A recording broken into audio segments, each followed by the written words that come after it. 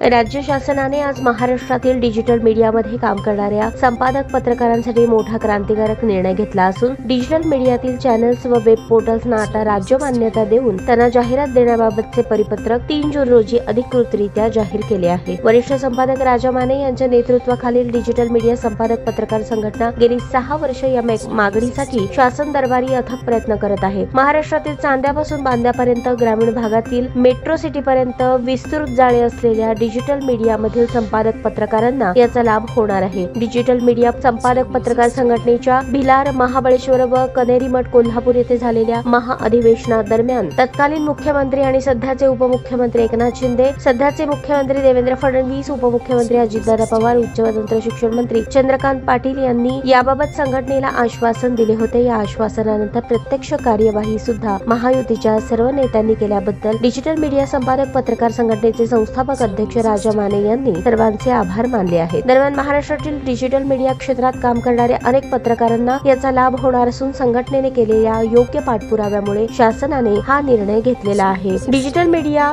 संपादक पत्रकार संघटना ही देशातील सर्वात मोठी पत्रकारांची संघटना असून देशभरातील 12,000हून अधिक डिजिटल मीडियातील संपादक पत्रकार या संघटनेचे सभासद आहेत। 2019 पासून शासन दरबारी पाठपुरावा करून डिजिटल मीडियाला राज्य मान्यता आणि शासकीय जाहिराती मिळण्याबाबत सतत प्रयत्नशील राहिल्याने अखेर यश मिळाले आहे।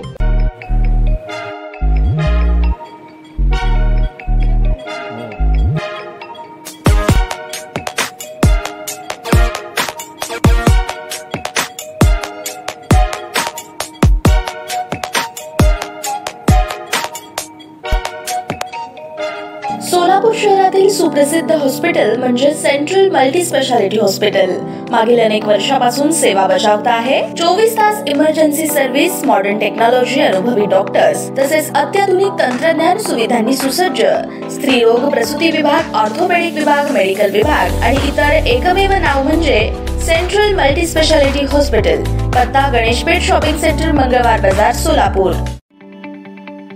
ताज्या बातम्या पाहण्यासाठी प्राईम महाराष्ट्र न्यूज चॅनलला सबस्क्राइब करा।